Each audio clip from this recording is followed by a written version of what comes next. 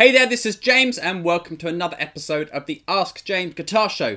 Now, slightly new look to the show from now on. The episodes are going to be much shorter, they're going to be much more regular, and they're just going to get straight to the point in answering one of the questions I've had. So let's crack on with today's show. So I've had a question from one of my members at jamesshipwayguitar.com about how to combine a turnaround lick like this with an improvised blues solo. In other words, how can we learn to connect the two so that we can just use that turnaround lick to really finish off our solo in a nice way? I'm going to be demonstrating this in the key of G over a 12-bar blues in G, and I'm going to be using this turnaround lick.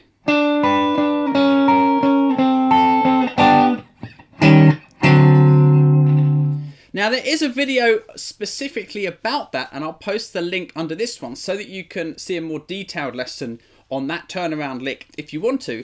In that video I'm actually using it as an introduction, but we can also use it as a turnaround lick and it works great too. But just want to spend 30 seconds just taking you through that. So I'm playing the 7th fret on the G string with my 2nd finger and the top E string at the 7th fret with my 3rd finger. I'm picking the G string, then the top E string, then the G string. Then I'm moving it down 1 fret and doing exactly the same. Then I'm moving it down again to the 5th fret. Finally, I'm playing this little G triad here. I'm barring the top 2 strings at the 3rd fret and playing the G string at the 4th fret. I'm giving that just a strike with the pick there. And then I'm going to play an E flat 7 chord here. This is the A string at the 6th fret with my 2nd finger, the D string at the 5th fret with my 1st finger, and the G string at the 6th fret with my 3rd finger. And then I'm going to move that down to the 5th fret to get a D7 chord.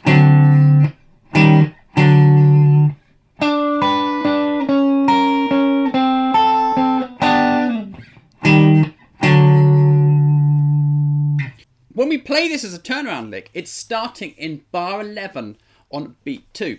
So in other words, we basically need to solo up to that point, and then we just need to learn to sort of tag that turnaround onto the end of our solo. Now let me just see if I can do that for you over a chorus of 12-bar blues in the key of G now.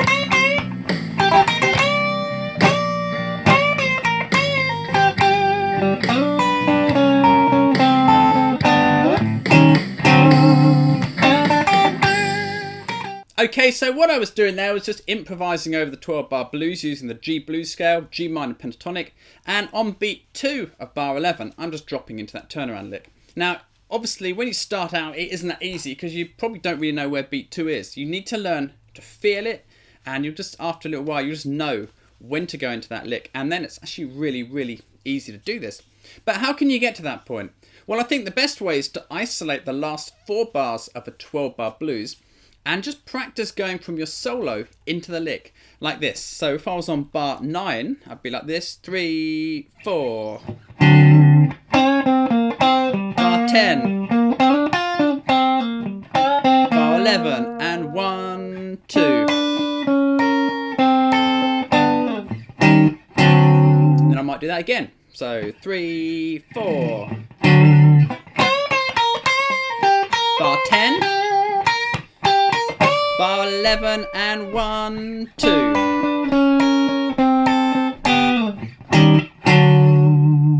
Once you've practiced it on your own like that, take your favourite blues backing track and just keep playing round and round over the last 4 bars of it until you start to get the hang of this.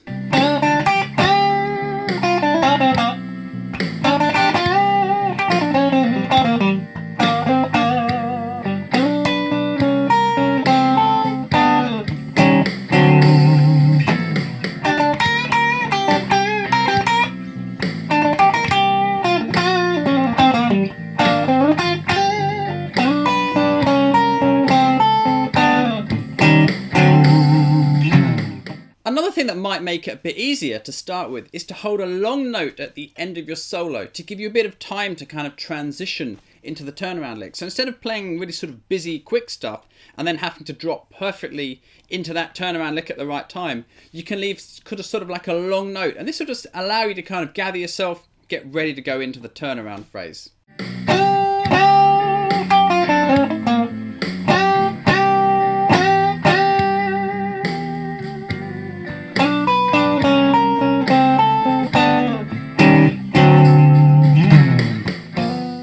Now, when we talk about the turnaround in a blues, what we're really talking about is the final 2 bars of the progression, because this kind of turns us round and takes us back to the start again. And this is why this phrase is called a turnaround lick, because it's kind of played over that section of the 12-bar blues. But of course, we don't need to play it at all. We can just improvise over the whole turnaround section of the blues and just carry our solo straight on into the next chorus.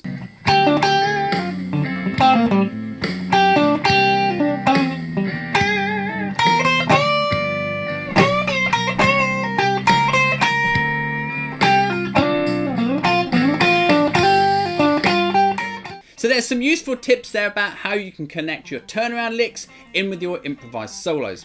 Now, if you're watching this on YouTube or somewhere, don't forget to check out my website, jamesshipwayguitar.com, for hours of free tuition, free ebooks you can download, and you can also join my free community and get an exclusive video power pack of members only lessons.